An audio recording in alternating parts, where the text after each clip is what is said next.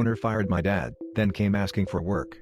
Denied. Back in 1997, my stepdad was the operations manager at a company that did telecommunications work. He hired me to work at the company for the summer, but I ended up enjoying the work and made a career out of it.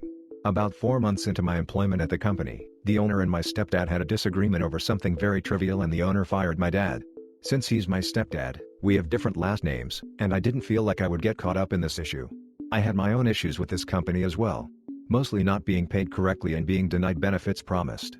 Ended up working for another 18 months for the company before I left to work for a major telecommunications provider that we had done some work for.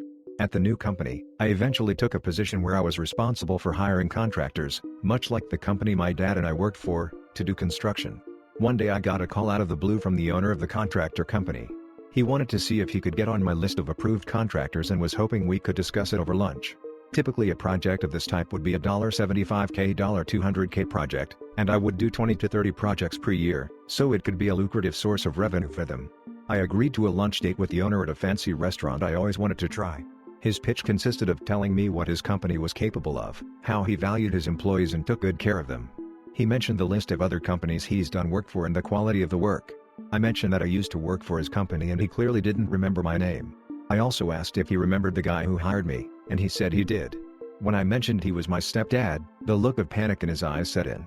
He clearly remembered my stepdad. I closed out the lunch meeting with a thank you for the food and an apology that my contractor list was full of more capable contractors, but would keep him in mind if something were to change. Never heard back from him again.